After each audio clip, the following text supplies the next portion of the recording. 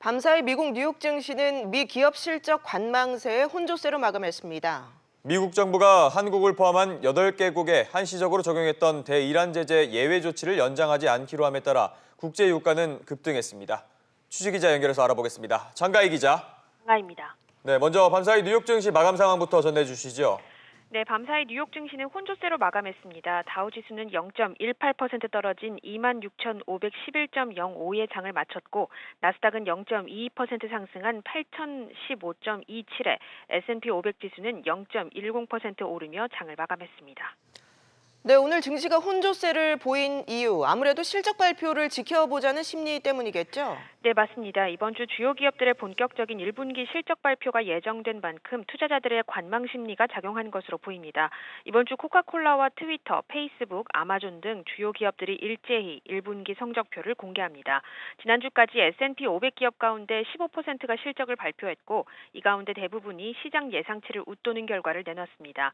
경제지표는 부진했는데요. 지난달 기존 주택 매매가 연율 기준 521만 건을 기록해 전달보다 4.9% 감소한 것으로 나타났습니다. 네, 우리 시간으로 어젯밤 미국 정부가 이란 제재 예외 조치를 연장하지 않겠다라고 공식 발표했죠. 네, 그렇습니다. 마이크 폼페이오 미 국무장관은 우리 시간으로 어젯밤 국무부 청사에서 기자회견을 갖고 이란 원유 수입 제재 면제 조치를 연장하지 않기로 발표했는데요. 이에 따라 현지 시간으로 다음 달 2일 0시, 우리 시간으로는 다음 달 3일부터 이란산 원유 수입이 전면 금지될 조치입니다. 미국은 지난해 5월 이란과 핵협정 파기를 선언한 이후 지난해 11월부터 이란산 원유 거래를 금지했습니다. 다만 우리나라를 포함해 중국, 인도, 이탈리아, 그리스 등 8개국에 대해 180일간 한시적 예외를 인정했습니다. 8개국 가운데 이탈리아, 대만, 그리스는 이미 이란산 원유 수입을 중단했고 나머지 5개국은 일부 물량을 수입하고 있습니다. 미국이 우방국까지 이란 원유 거래를 금지하도록 한 것은 결사항전을 고수하고 있는 이란에 대한 제재 압력을 더 강화하겠다는 의지로 해석됩니다.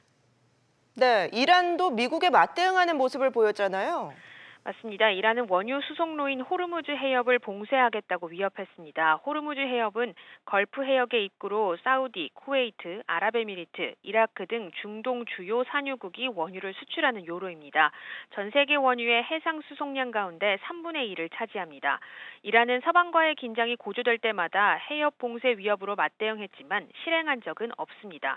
이란이 해협 봉쇄를 시행하면 원유 가격이 배럴당 200달러까지 오를 것이라는 게 대체적인 전망입니다. 이번 조치로 다음 달 인도분 서부 텍사스 원유는 2.7% 급등하며 배럴당 65달러 80센트에 마감했습니다.